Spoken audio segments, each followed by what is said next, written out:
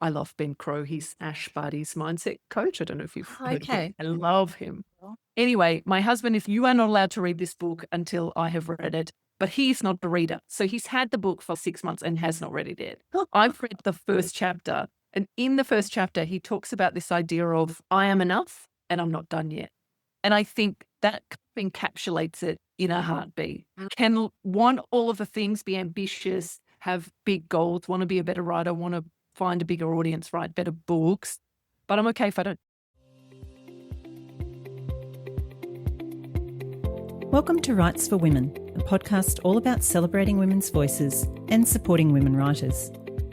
I'm Pamela Cook, women's fiction author, writing teacher, mentor and podcaster. Before beginning today's chat, I would like to acknowledge and pay my respects to the Dharawal people, the traditional custodians of the land on which this podcast is being recorded, along with the traditional owners of the land throughout Australia. And a quick reminder that there could be strong language and adult concepts discussed in this podcast, so please be aware of this if you have children around. Let's relax on the convo couch and chat to this week's guest.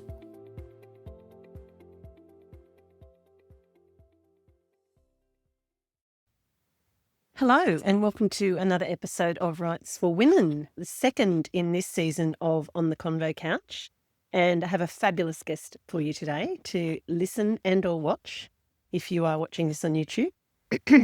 And that guest is Katherine Collette, and I'll tell you a little bit about Katherine in a moment. It is Friday the 17th of June. As I'm recording this, it's a pretty miserable looking day here in the Illawarra. I'm about to head off to a horse show for the next 3 days, after which I'm actually heading to Europe for my niece's wedding, and I will be visiting Paris, the Champagne region of France, the World War I and World War II cemeteries in France, and then to Holland where the wedding's going to be. So I'm really excited about that, and be hitting some hot weather over there. And watch out for some pics on Insta. It's been a huge travel year this year for us, and this is the last big one. So really looking forward to it.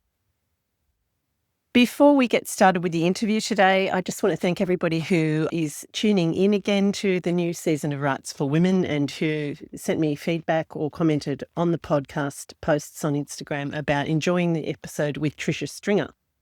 It was a fabulous interview with Trisha, a great chat, and she's just full of wisdom after publishing 18 books. And if you haven't caught that yet, do catch that on either your favourite podcast platform or on the YouTube channel at Writes for Women. Would be also great if you are enjoying the episodes, if you could give a rating or review wherever you're listening, so other people can find the pods and be aware of what is happening at Writes for Women. A few things I just wanted to fill you in on before we get to the chat today. In my personal writing news, not a whole lot to report other than I'm expecting the proofread back today from my proofreader for Because You're Mine, which is going to be my next published book. Hopefully in a few months' time that will be out, at least in ebook form, but I can fill you in on that as that progresses. So I will be probably proofreading on the plane, I think. Yeah, and following on from that, I'm not really sure yet. I've got a few ideas brewing, so I'll see how I'm feeling about those when I get back as to what I'm starting next. One thing I am thinking of doing, and this is really for the Substack subscribers who pay the little extra bonus each month, I'm considering doing, it's not a course, it's going to be like a challenge where you will be able to join me probably around 3 times a week while we build a character together. So this is something I want to do when I get back. I've been thinking about a couple of different characters that I want to explore. I'm not sure which story I want to go with. So I thought if I spend some time exploring the character, I will then be able to decide which of those I want to write about, which project I want to start on.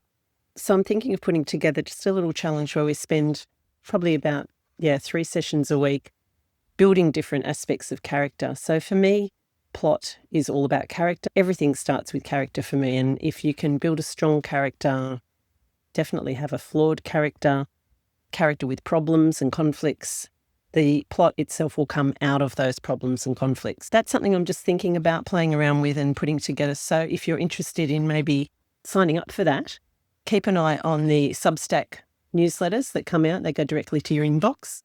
And if you would be keen on doing that and you're not yet a paid subscriber, you can find how to go about signing up on the Writes for Women Substack.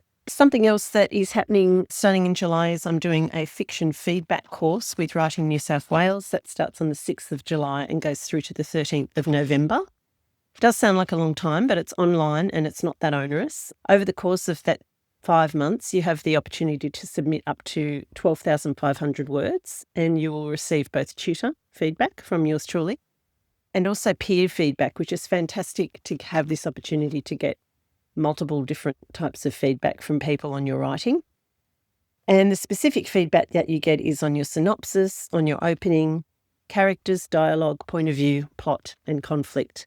So if that's something that is going to work for you as to where you're up to at the moment, if you have a manuscript that you think you need some feedback on, fiction feedback at Writing New South Wales, and I know there's still places available in that. It is filling up, but you can find the link in the show notes. If you're interested in some short on-demand courses, you can find those at pamelacook.com.au/courses. There's quite a few there for you to dive into, and they're very reasonably priced, and you can do them in your own time. And thank you also to the Substack subscribers who have been joining me on the write-ins. We're having them twice a month, one during the day and one at night. And it's great to see the same people coming back and really forming a lovely little community. And we do around an hour of a sprint, and then we have a writing chat where people can catch up on what each other is writing. And if you have any questions about your writing or any concerns, you can throw it out there. So that's a great little group that we're building there on Substack for the write-ins. So feel free to join us. You can sit and listen. You don't have to do anything, but it's also a great time to just know that you're going to be writing at least those 2 times that month or that week. And I will put the dates out for July very soon. In terms of reading, I've been reading some great arcs, actually. A couple of them are going to be published by Hawkeye. I won't tell you what they are, but Hawkeye are doing some fantastic books. And one of them that I have read is by Chrissy Belbray, The Family Gift, and that's coming out in March next year. And really lucky to read an early copy of Chrissy's book. And shout out to Chrissy if you're listening. It's fabulous and really thought-provoking, heartfelt book about dealing with breast cancer, but also about the genetic family story that has led to that. And Chrissy always does a great job of those dual timeline stories that she does in The Family Gift. So I think that's about it from me in terms of news and information. Let me tell you now about today's guest. Katherine Collette is the internationally published award-nominated author of books for adults and children and the former host of the First Time podcast, which she co-hosted with Kate Mildenhall. Katherine is also a writing coach who works with writers wanting to be published and helps give themselves the best possible chance of success. This is a really great chat with Katherine. So much wisdom here and so many great bits of information for writers of all stages. And if you are a Substack paid subscriber, don't forget you will get a little bonus chat with Katherine coming your way in your inboxes, so watch out for that. Now, on to the chat with Katherine. Katherine Collette, welcome to the Writes4Women Convo Couch. Thank you for having me. So good to have you here in the new season. As I was just telling you, we're just talking about the ups and downs, ins and outs of the writing life. And I think you're a perfect person to do that. You've been doing this gig for a while now. You've done quite a few writing adjacent things, podcasting, and you're a writing coach. So I know that there's going to be stacks to talk about. I'm very excited, Pam. So to start with, can you give us a little potted history of your kind of writing career so far? For sure. So my first novel, The Helpline, was published in 2018. I think I was trying to remember when I had returned to writing from that kind of high school era of writing, because I had many years of not writing. And I think I started that novel when I was 30 and it was published when I was 38. Okay. So that was the start of the publication experience. I had a 2-book deal with Text Publishing. I had my second novel, was called The Competition. That came out the tail end of COVID, 2022. And I've published 2 middle grade books since then. And those middle grade books I've also illustrated with cartoons. Oh, wow. Okay. Can't wait to get on to talking about that. So you were saying that first novel, obviously it took you around 8 years. I think mine was about the same. That one is actually in a drawer. That was never published. But how did you find, after spending so long when you are really dedicated to that one book, did you feel like you were thrown in the deep end a bit in the publishing world? Oh my God. I Yeah. Yeah. Which I think is just, now I look at debut authors and you're probably the same. You're on the other side of it, but you have a different perspective now than the perspective that you have then. It seems working towards publication, you have this vision of it, that it's a happily ever after, that you'll get published and then you'll never doubt yourself again. You'll always know I was good enough to get published and therefore I feel perpetual confidence. And I think almost as soon as you get that first book deal, you go, holy crap, I don't feel that at all. I've got a whole new bucket of worries. So I think that moment of publication was a really interesting one. I think it is for everyone, moving from writing being a thing you do in private to suddenly feeling like you're on a much more public stage. At the same time that the book came out, Kate Mildenhall and I started the First Time podcast, which was a podcast about the first time you publish a book. So I felt like I had this curious experience of going through something and narrating going through it at the same time. But that podcast was really the best thing I could have ever done. It was really transformative in terms of a career.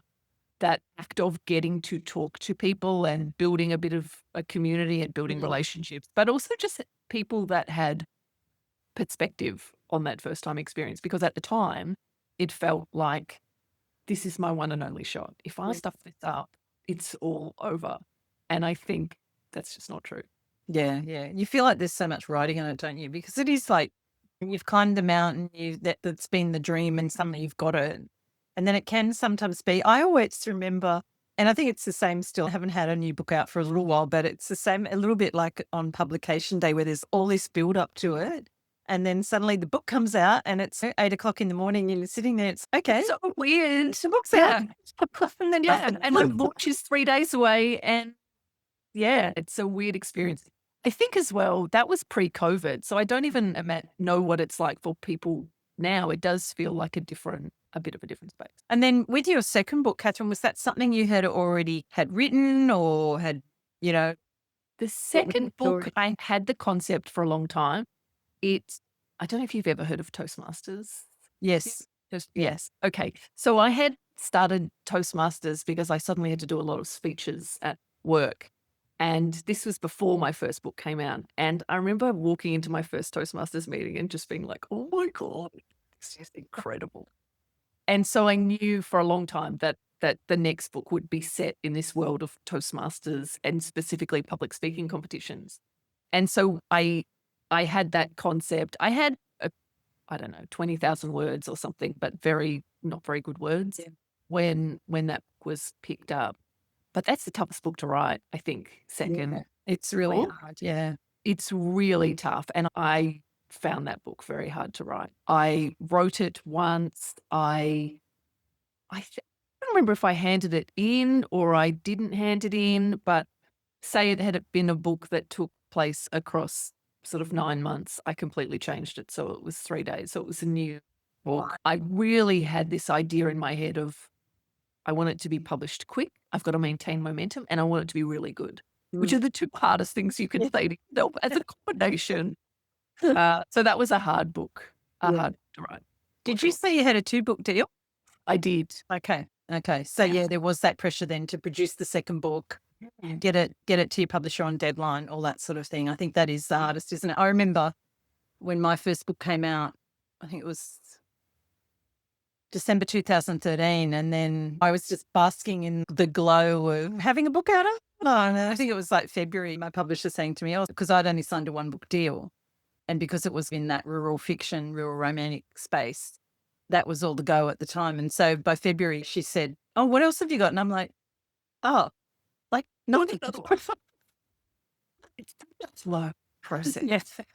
And I think I wrote that that was February, and I think I got it to her in June. And it was like a crazy few months of, writing. Wow.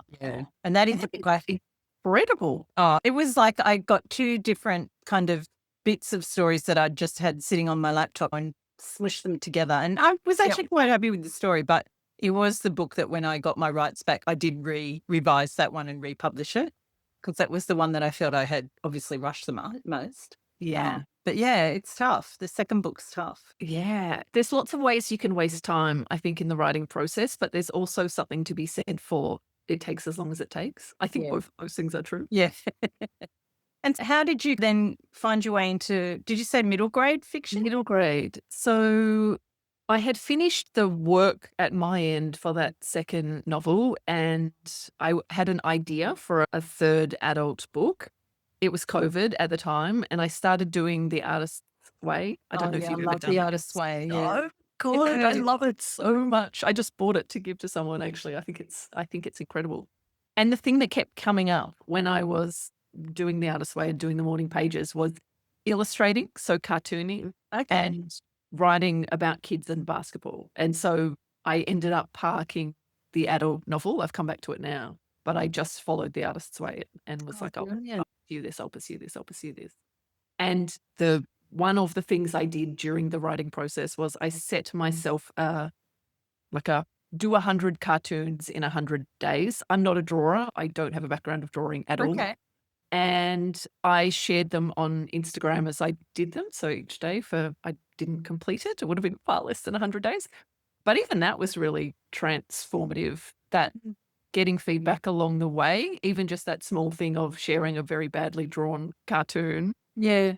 It was a nice way to write a book, to feel like you were not quite so isolated along the way. Okay. And what sort of things, feedback were you getting from people when you were posting the The concept that I had for the book was that I wanted the cartoons within it to be standalone cartoons that they could. I was a huge Far Side fan growing up. I don't know if you loved the Far Side. One of my favorite memories must have been June-ish, so mid-year, and they had the page a day Far Side calendars where you read the page, I remember those. and each day you get a new cartoon. So I remember buying that discounted heavily because it was June and the calendar started it. So I only had 6 months of actual days. And I just remember this sheer delight of ripping page after page and just getting to go through all the cartoons.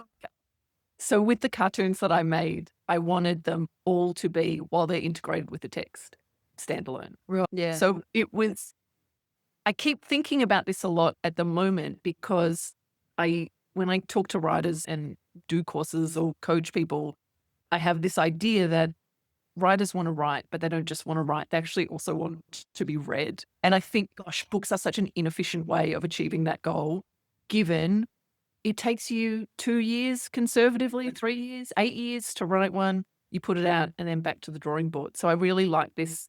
I really enjoyed that process of putting cartoons into the world, some of which made it into the book and some of which didn't. Okay. Yeah. And then so did you write the story as you did the illustration? Yeah. And sometimes the cartoons and things that I shared were completely tangential and separate.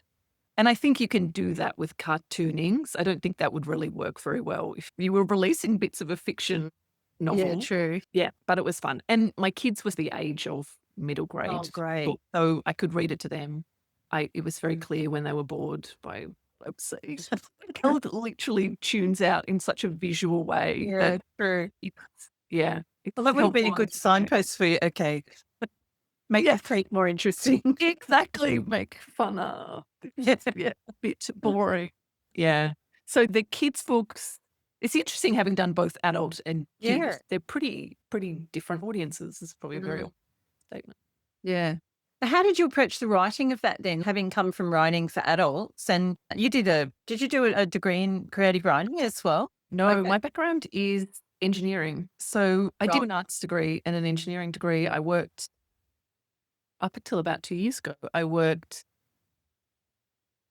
most recently in construction, but around sewage. Okay. So designing sewage, sometimes water networks, but mostly sewage. I mean, people's yards, being there when things go wrong. Which we need desperately. Which we need. That's right. Oh, okay. So no, I was going to say you'd written the 2 books for adults and then come to the middle grade genre.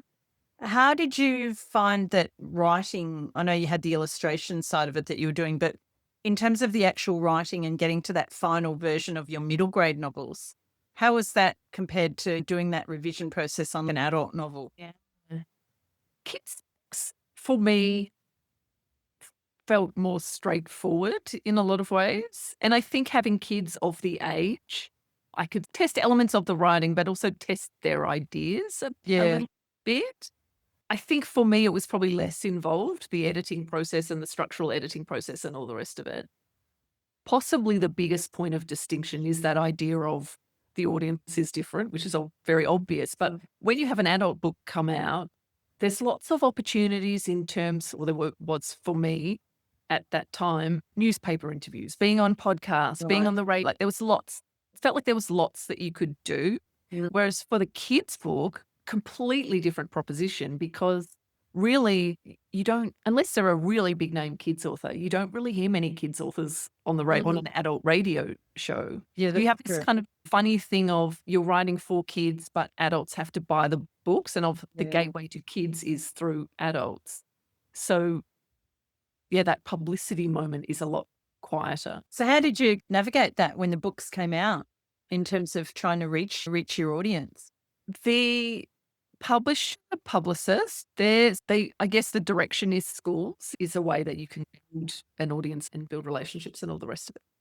One thing, which I don't know that I was that keen to do. I think I've done some school events. I've done some events with kids. I love kids. I coach kids basketball. I think kids are wonderful. You have your own kid? I have my own kids. But it's very high energy for me, I think, in a different way to adult events and things. So I probably didn't do as much as I could have for those books. One thing that I absolutely loved was the publicist. I was like, can you get my cartoons in the newspaper? I really want them in the newspaper. Yeah. And she said, there's not really cartoons in the newspaper anymore. You're living in the 90s. But she did say I could get colouring ins in the kids' pages. Okay. So I adapted the cartoons to be colouring ins in the kids' pages, which is one of those things that you get to appear different places and do different things is just my favourite thing. It's fantastic. That's almost like having a cartoon in the newspaper anyway, right? Yeah, I'm claiming it. I would. Yeah. Have you cut those out and put them in frames on the wall? I could never get a copy. There was the Geelong advertiser and something else. So I haven't got a copy, which is a bit sad. But I've got the PDF of them. And so the first one was about basketball. What about the second one? They were both set in the same world of a sewage farm, a really well-known sewage farm. Right, drawing on your knowledge.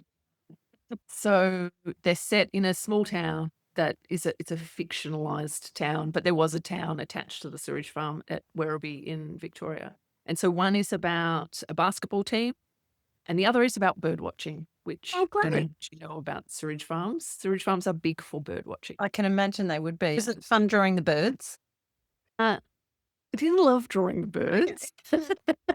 I had to really try hard with birds. There are a couple of bird prints on the cover. And this is the great fact-checking and editing at publishing houses. My editor came back and said, you've got the parrot that she's looking for, a type of parrot, and the bird print is wrong for the parrot. Oh, okay. That's a huge effort putting together a whole book in terms of the illustrations and the print. How did that go when you got to the editing process? Did you have anyone that was looking over the illustrations as well? Or how does that work? Yeah. Yes. So the same editor was looking over the illustrations. I can see why people have illustrators. They're really time consuming. Even mine, which was super basic drawings, they're time consuming. I was just drawing as well with my finger on my iPad. Well, there's better ways of doing that. It would have been much harder had I been using a pencil, just because on an iPad, or you still have to make the drawing, and draw the lines and all. But to erase, it's simply the act of erasing something is so easy. You just tap the screen and it's gone. Whereas rubbing out, having indentations of images and that stuff's hard. Yeah, I can imagine. Wow. Great to use that different creative part of your brain though, right? A little bit later, we're going to do a bit of a chat for the paid Substack subscribers where I was going to talk to you about some of your great posts that you've been having on, talking about writing and different things to do with writing on Instagram. And I know one of those has been about this idea of doing things outside of your writing to keep your creative juices flowing. So we are going to talk about that. but a bit later. But I guess it is this idea too, isn't it, that you're expanding all of your creative brain when you're doing any type of creative activity. Did you find that you were then getting that kind of, what's the word I'm looking for? I'm thinking of them playing off each other, the words and the illustrations. For sure. I think one of the challenges with illustration is often I try to draw something funny that I think is funny, and I could put that into prose and play around with the prose and try and capture that in writing. The challenge for me with illustration is that I am technically not very good, and I'm not saying that to get compliments. It's a statement of fact. Yeah. So I'm always, how can I draw this in a simple way that I can actually draw it? And so it's a weird kind of constraint that I have to look for simplicity where the illustration genuinely adds something in the way that a picture book is both words and pictures, but I can't draw things very. I can draw super simple emotions. My favorite emotions to draw are sadness and dejection. I can do happiness, but I don't have a heap of like a big repertoire. Yeah, anything between. Did you find that idea of looking for the simple angle at things, has that influenced your writing at all since then? I don't know if it's influenced my writing, but it's made me, now with the adult book that I'm working on, I want illustrations in there. So I think I like something that an illustration adds that I think is much harder to capture or less amusing, maybe, in words. Yeah. So you're getting that other layer into the story by adding the illustration too, aren't you?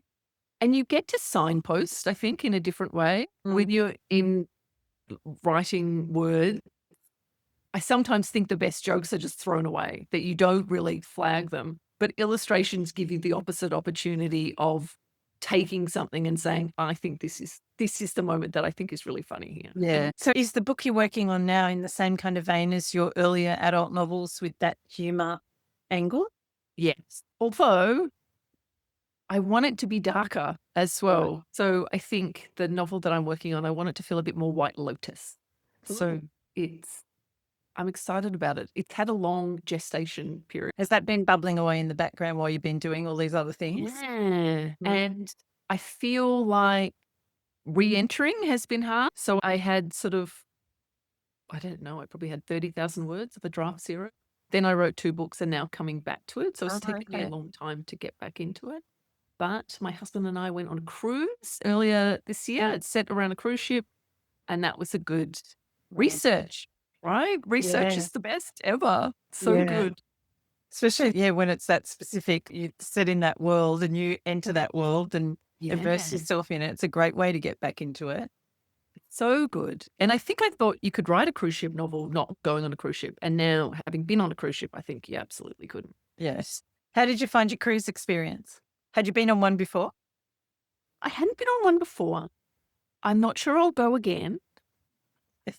I'm glad I'm not on more recent cruises that have had diseases and all the rest of it. Yeah. The cruise that we went on, it was just a 4-day cruise out of Brisbane. We flew from Melbourne, and the whole reason we were going on this cruise and not just a cruise from Sydney was because the Sydney cruises, you just went out into the ocean and did a loop and came back. Yeah. This cruise, you got to get off at Ely Beach, but the weather was so bad, we couldn't get off. And so there's a moment where you just feel trapped. Yeah. And I think the trapped feeling of the cruise ship probably suggests I'm not made for. Yeah.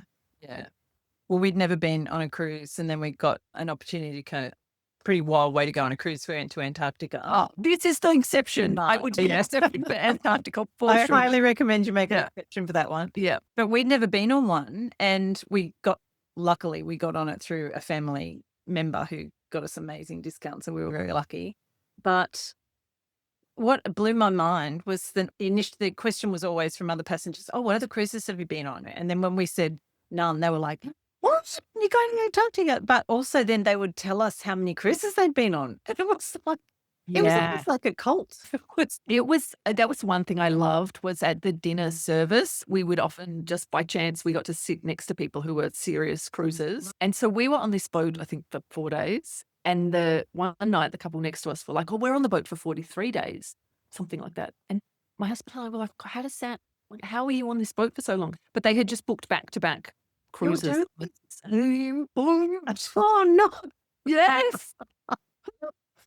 Oh, that is wild. Yeah, people just love it. I loved going to Antarctica. I don't know that I loved that whole cruise experience, even though we were on a small boat. It was only 240 people. I think almost as many staff. So that was wild. Yeah. But yeah, interesting. But yeah, I think definitely great to experience it in order to then be able to get that onto the page really accurate. Yeah. Made assumptions based on YouTube things that I'd watched, even just about the crew on a cruise ship, thinking that the countries that people making assumptions about what countries, say, housekeeping staff are from. Yeah. And it, no. Okay.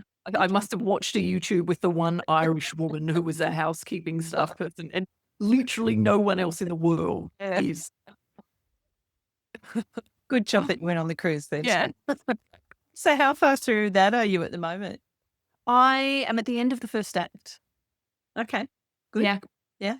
So I have written all my books an hour a day, and that seems to be what works.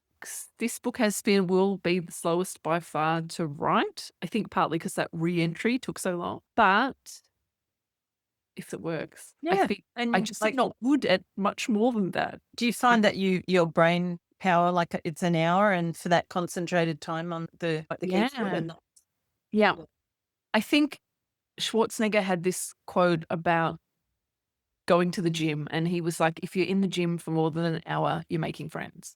And I sometimes feel that I am like that with a manuscript. If I'm there for an hour, I'm doing what I'm doing, and then after that, I'm just fiddling. Have you got a certain time that in the day that you sit down to write? I do it first thing. I have a whole routine about what I do this meditation, and then I write. So mine is like, you've got to get in this mood and then write. That's part of the routine.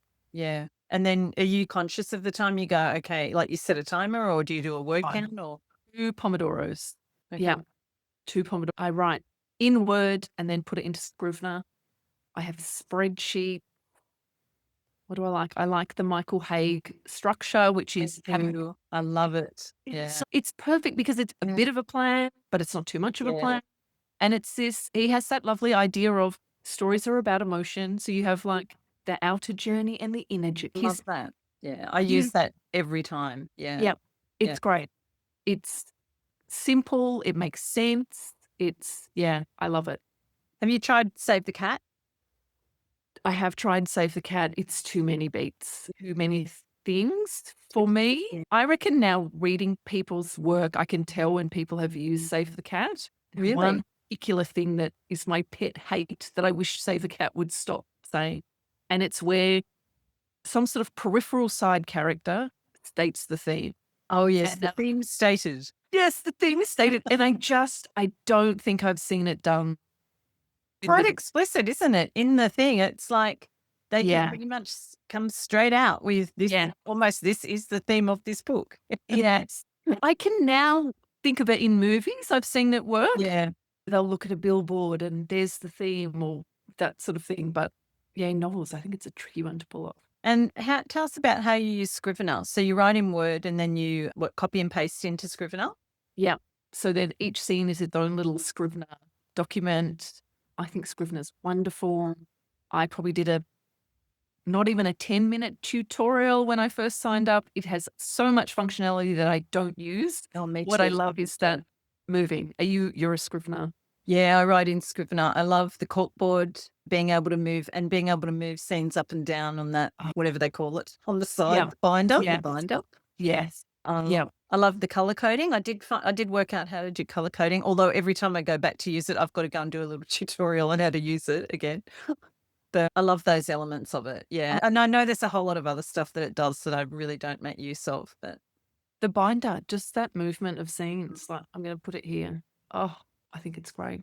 Do you then also do any kind of index cards or any post-it notes or anything in IRL, or are you doing it all like on Scrivener then? Spreadsheet. I've got a spreadsheet. Yeah. So that's the engineer, I think. But I have, because this is a crime novel, so I have characters have their own columns, and then going down, I put like each row, I'll put whatever scene is into the character columns. So the way I think about it is they're braided threads. So like braiding them together. But I always have one column that is what the reader knows. And so having not written crime before, that is the most helpful column ever, just because you're tracking this layer of what is the reader thinking at this point in time, as well as telling the story. Yeah, that's a great idea. Are you keeping those columns updated as you write? Yeah. Great.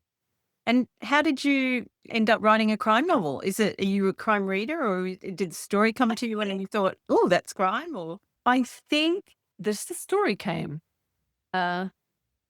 Yeah, I think I'm a big believer in that synchronicity of things just keep appearing. Yes. So I think that when I've had ideas for a novel or wanted to write something, it's like that brain filtering idea. If someone says you decide you're going to buy a golden retriever, and then suddenly you walk around in the world and you just see notice everywhere. So I think I had a tiny bit of an idea, and then I just keep seeing things that kind of connect to or reinforce. Great. Interesting too. I always think with each novel, I think, I want to try not necessarily something different in terms of outer genre, but a new thing I want to learn or a new thing I want to push myself with. Are you a little bit like that as well? With your I think I just start with an idea, and then I think it arrives in the sense of kids' books I knew were kids' books. This book I knew was an adult book. Yeah. I don't always know what I want to learn. I often want to remedy what I got wrong in the last one. I definitely think that's part of it. But I think the goal for every book is to write a better book and be a better writer, like that constant. Yeah. And you're clearly not someone, Katherine, who's worried about sticking in a lane. You're happy to jump around and try different ideas and different genres. I think it would be smarter if I stuck in a lane, probably. Yeah, but I'm not. I think I just follow the idea. Because that's something that a lot of writers do find, isn't it, in the industry, once they get one or two books published in a particular style or genre, that thing that, the publisher wants more of that and I'll have to stick to that. Yeah. Which can, after a little while, I know a few people, and including myself, after a little while, you think, I want to do something a little bit outside of that, but then you can often come up against resistance from a publisher if you remain with a publisher. It's definitely is it a problem? I don't know. It's a problem for some people anyway, I think, in the industry. I agree with what you're saying. I think it is a problem. I think sometimes people think it's more of a problem than it is. I think that some publishers do put a lot of pressure on writers. Write another book in this time period and we want it to be the same as the first, I think those constraints like that, I think are really unhelpful. I agree. Tell us a little bit about your writing coaching. How did that kind of come about and how have you set all that up for yourself? So it started when the First Time podcast wound up, which is probably 2.5, 3 years ago now. As that wound up, I did a series of posts on Instagram that were just about interviewing. I love interviewing like this on podcasts or hosting events.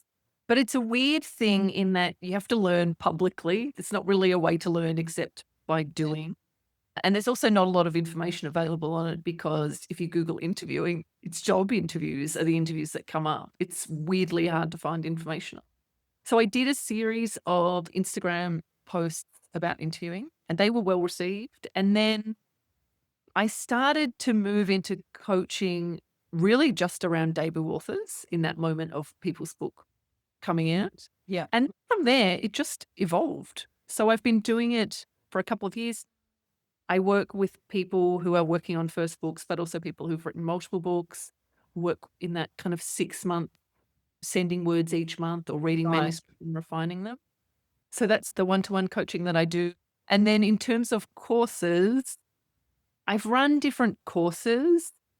The thing that I think is really interesting about writing is that the hard part isn't writing, it's thoughts and feelings and expectations and all of that sort of stuff. So I guess I'm interested in the craft, but I'm also interested in what people tell themselves. What are the things that are predictors of success, but necessary ingredients maybe of success? And so when I talk about the routine that I have in terms of the meditation and this and that, that's the stuff I'm into in terms of how you got into writing because you love writing. And then somewhere along the way, this complication of wanting to sell books, wanting a degree of validation, which is extremely understandable. But I also think people fear criticism. Actually, praise can be really destructive in terms of needing praise for confidence. So I'm interested in the thinking side of writing as well. And so when I coach people and the courses that I run, craft is part of it, but it's always about thinking and how you think and how you like set yourself up to build a career rather than just write a book. Really smart, great advice. What would you say, and it's hard because it's going to be different for every person, I imagine, to some extent, but what would you say overall do you think are the things that are most likely to create a successful author career in terms of that mental space and the emotional space? I think what people get better at over time is, I think, early career or pre-publication or however you want to define that. We all, so self-included, need more reassurance. That external kind of, you can do it. Yes, I think people even, and I remember doing it myself, will hand work to a coach or to a mentor and want to know if they've got it. Am I good enough? Will this be able to be published? And I think the wrong way of thinking about it, the way I think about work, is it ready yet? So I think anyone can write a book and anyone can get it published, just takes way longer than what you want.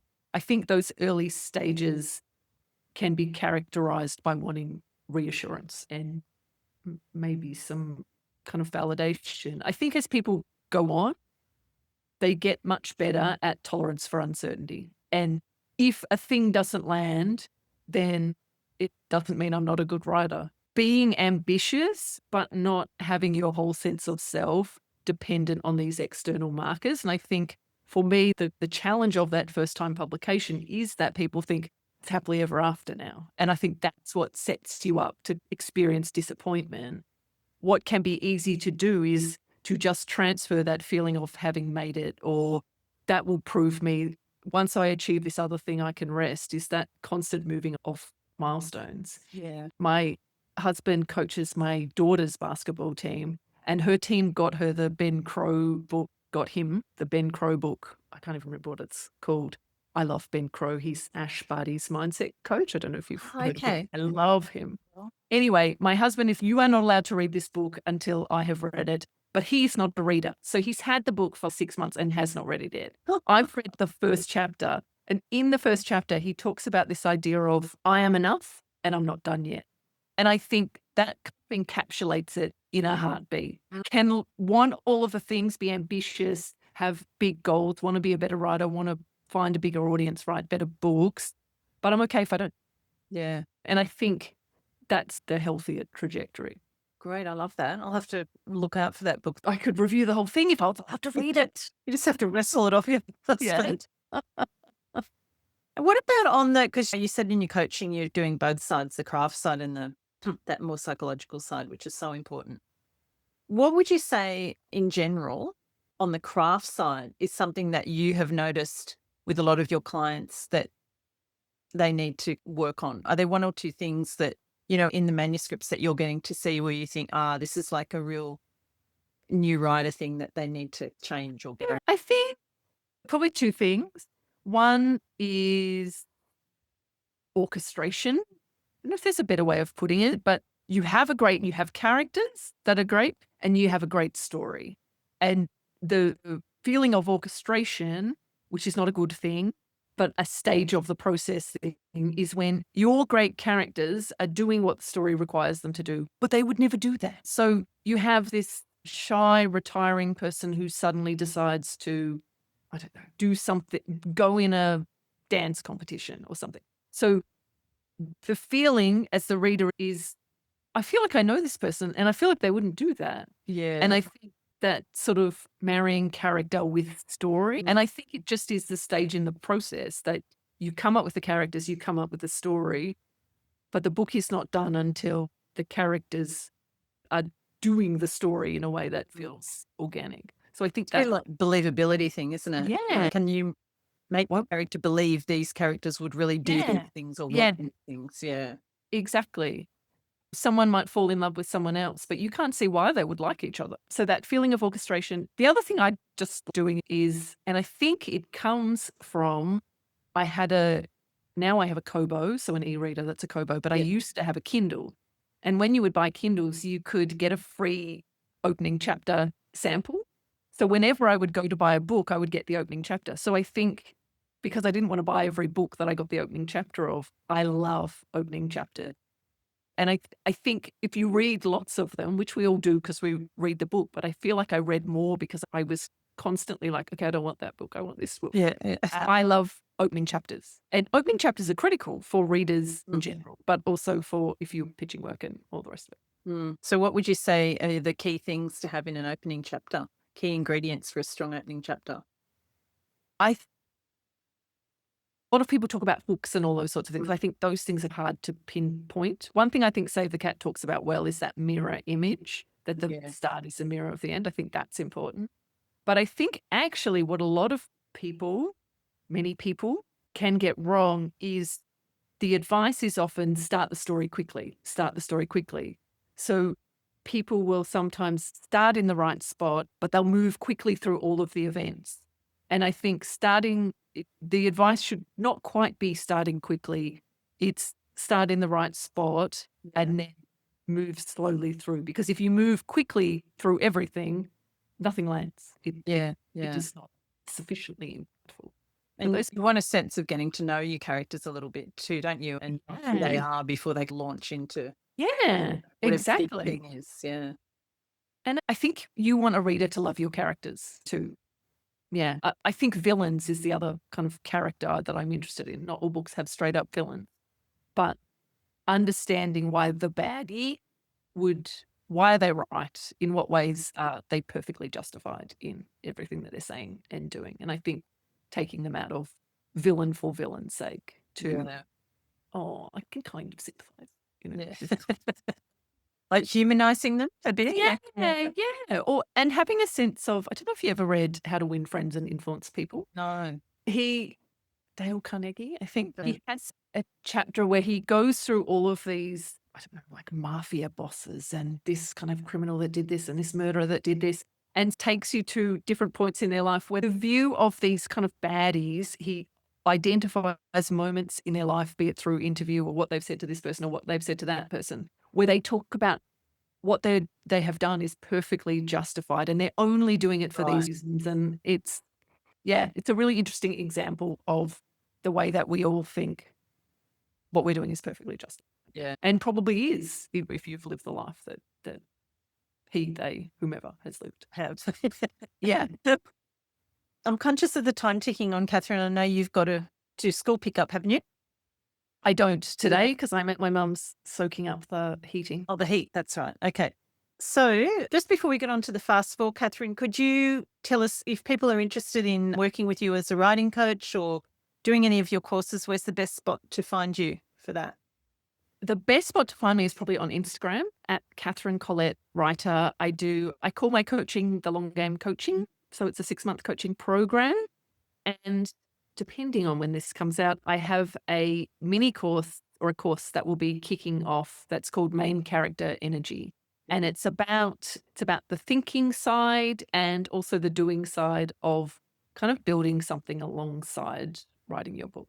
I guess the premise is, for me, books have made a big difference creatively. They've been hugely impactful, but so has the other stuff, like the illustrations and all the rest. That sounds fantastic. When's that starting? The 15th, but I'll run it again. Yeah. Okay, brilliant.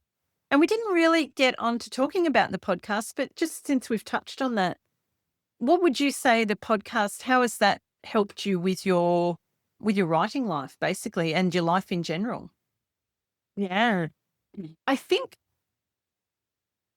what people said to us was really helpful in terms of it was this brilliant opportunity as two sort of newbies to go to people that had a lot more experience and just say, tell me how I do this. What do you think about that? Did you get nervous about ask all of those kinds of questions?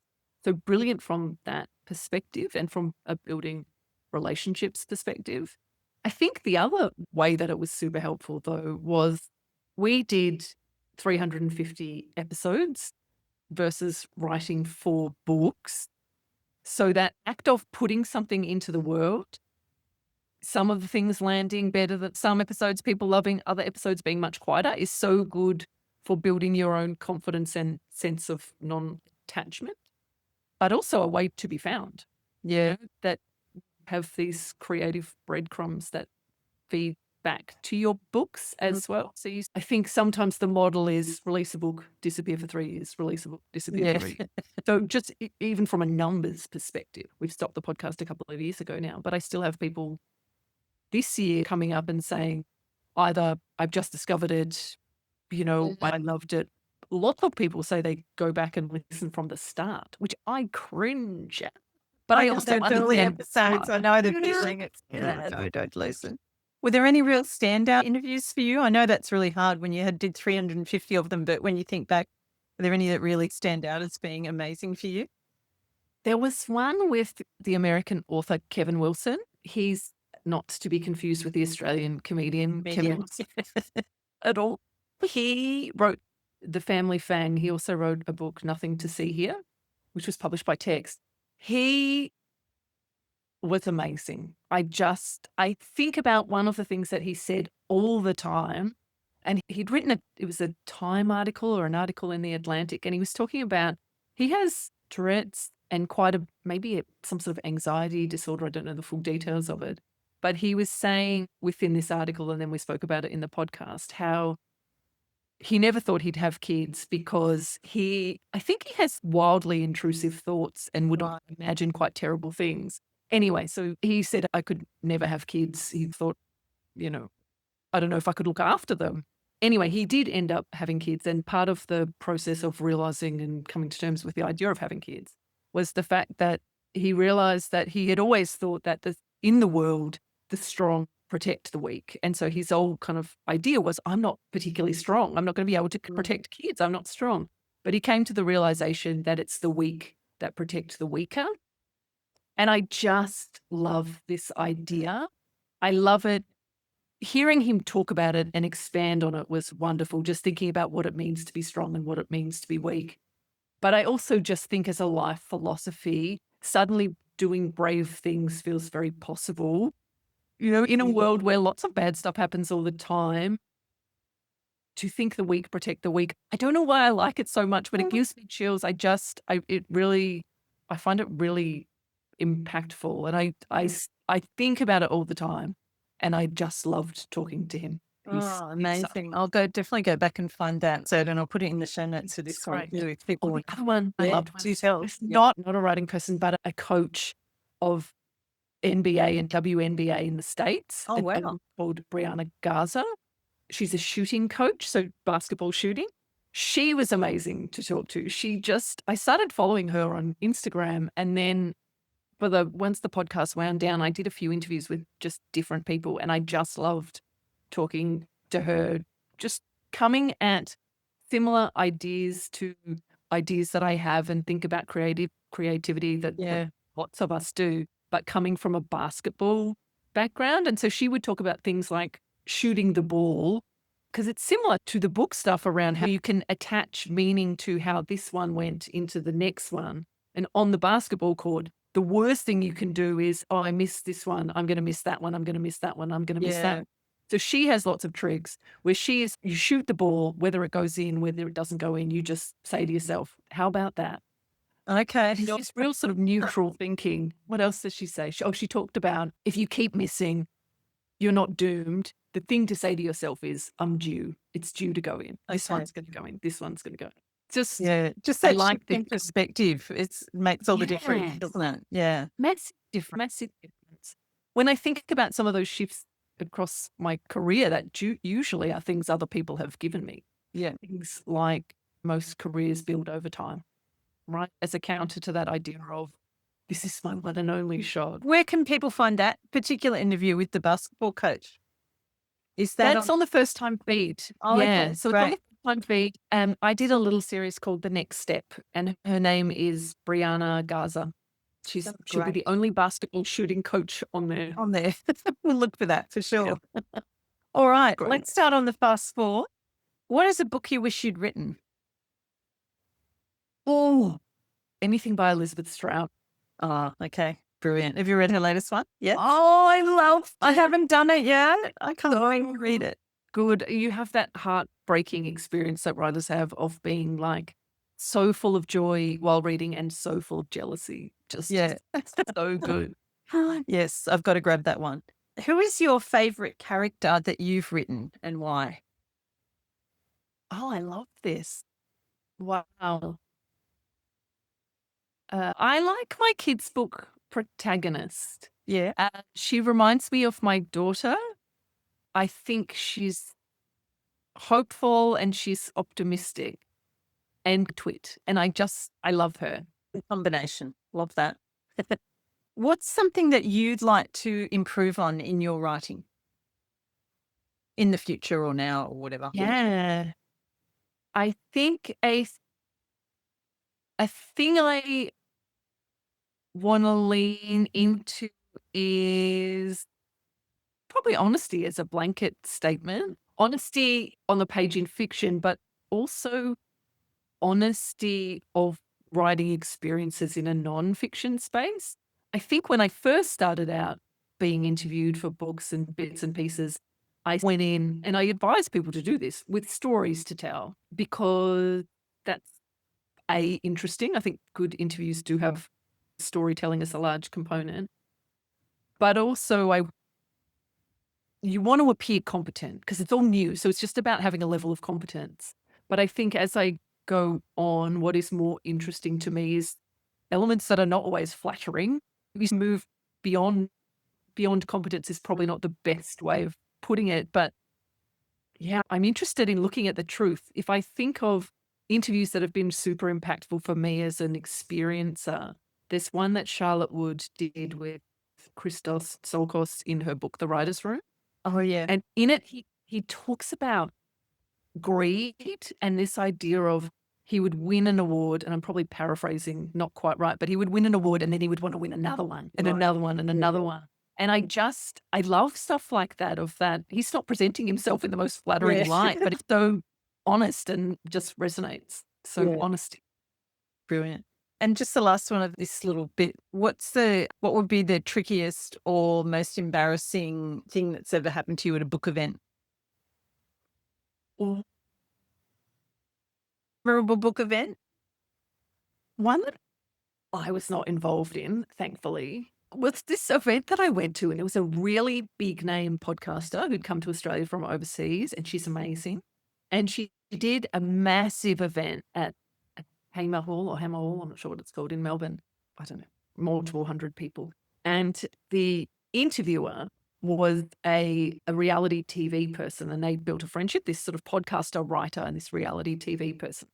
And they were doing an interview, and when the reality TV person was hosting it, and it just was so interesting because she came on stage, they both came on stage and they both looked amazing and confident, and it was just like, wow, this is going to be so good. And then the reality TV person, I don't think had prepared anything to say. So I think she had come in thinking it's just a conversation. Yeah. We'll just have a conversation. So she had really prepared I have never seen a train wreck like it. And I'm not slating it in any respect. It was actually really refreshing as an observer to be like, oh, that can happen. Yeah. That something can land and it's actually not a big deal. And so you had this podcaster author kind of reinterpreting questions that weren't really questions and giving great answers. Then it went in a pear-shaped direction again because this was very early on in the Gaza stuff that was happening, asked a question about Gaza, and the writer podcaster panicked and gave a not very good answer.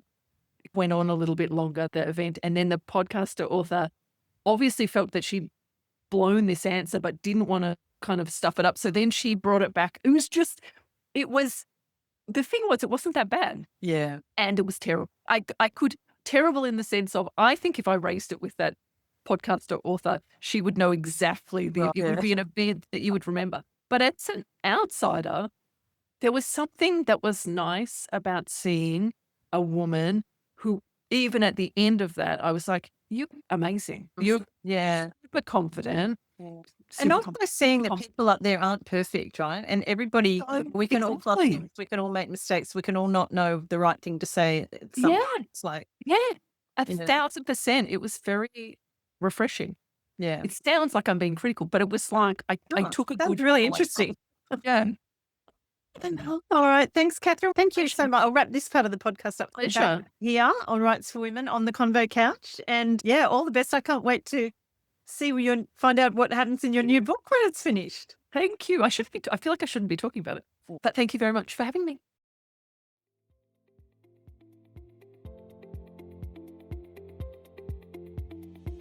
Thanks for listening to Writes for Women.